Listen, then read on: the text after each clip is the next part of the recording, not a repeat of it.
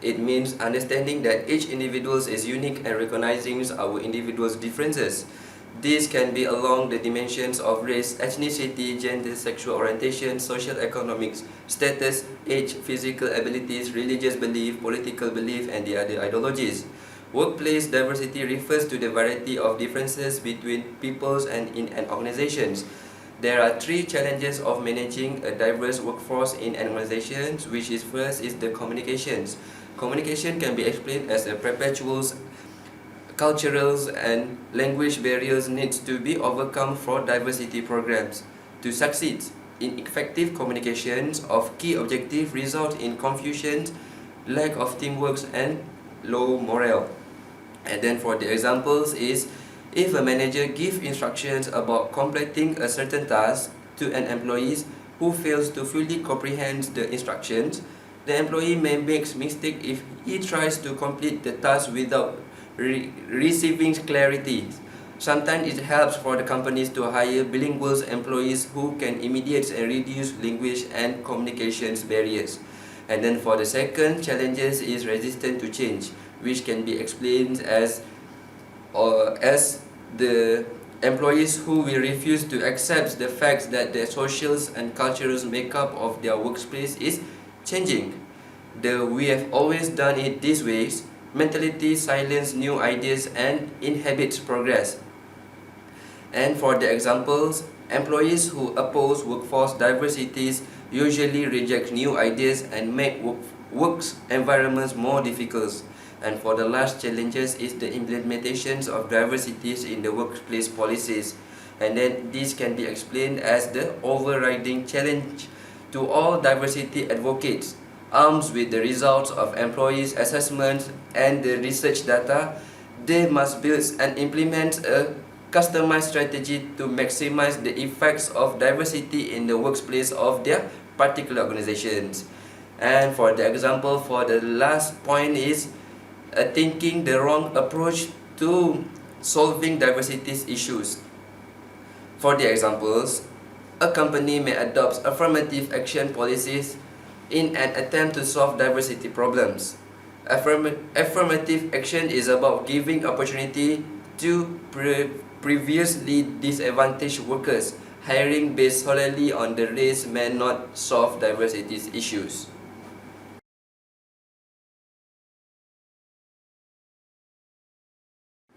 Telecommuting is working from a remote location outside of traditional office. The remote location can be from a home, a coffee shop and a hotel room. The internet access, fax, phone and webcams and instant messaging are some of the technological advances that enable this type of work arrangement.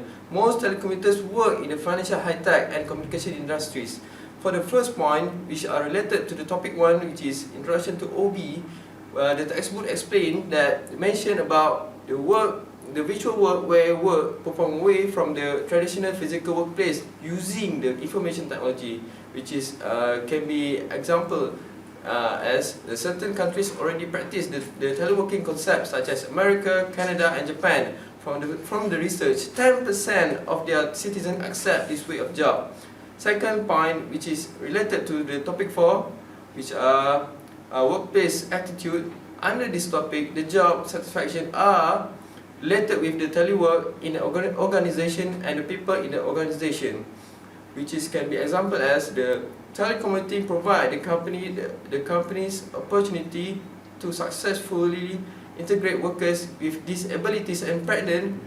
Then, workers in the workplace get more work satisfaction, motivation, and decreased transportation, food, and clothing costs. Employers can benefit from the telecommuting because it saves office space and parking requirement, which reduce overhead costs.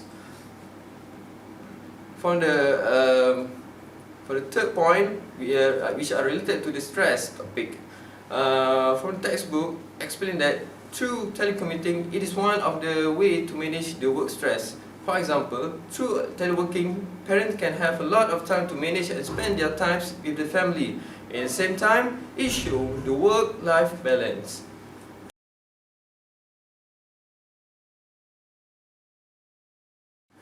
Why manager needs to know the knowledge of organizational behavior? First, help make sense and predict the world in which we live. For example, assume to predict what is good and what is bad in organization. In organization, the discussion is important not only to brainstorming the ideas but to settle down the problems or to improve the organization become more competitive with other organizations. The second is managers to adopt the accurate theories and models. In organization, managers should create their own policies, rules and regulation to make sure the organization have their own stand and running smoothly. For example, in organizational behavior, we have a lot of theories and models such as Mars model, Canoe model, and so on. And the last one, to help people get things done in organization. As the employees or workers in the organization, they should know and alert with all the tasks they should do. In the same time, they have enough to know the knowledge and training enough to understand what they want to do. Example, as an employee, he will want to get his job satisfaction, reward, training and others to make sure he's willing to do his work well and success. Then, the organization will produce more productivities, workers and good environment.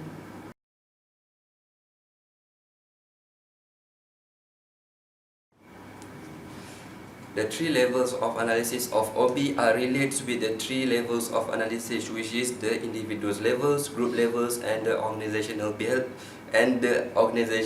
levels.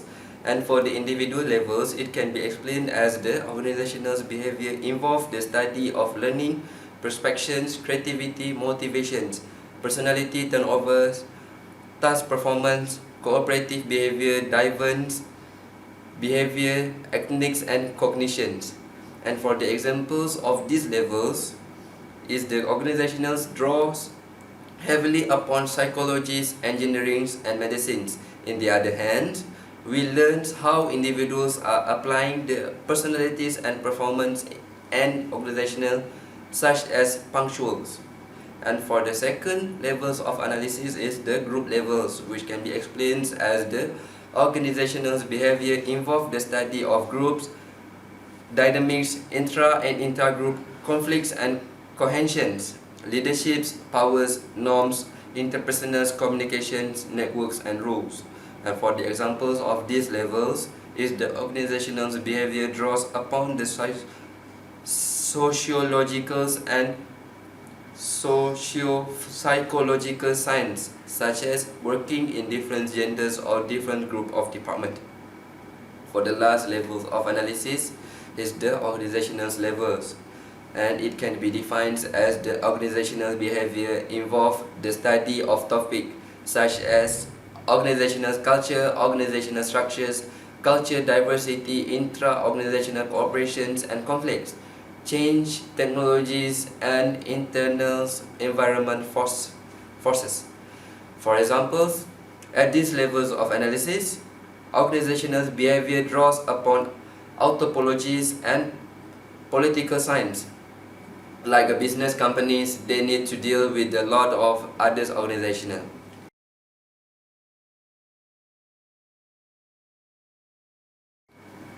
Globalization refers to economic, social and cultural connectivity with people in other parts of the world. For the first point, which is introduction to OB, we know about the challenges should we face in the organization, especially in terms of globalization. For example, the usage of technology in organization. For the second point, which is individual behavior, personality and values and learning, where we know how people in organization use the selected model presented by other countries. For example, we can learn how people across the world in the integrated manner. For the third point, which is workplace attitude and motivation.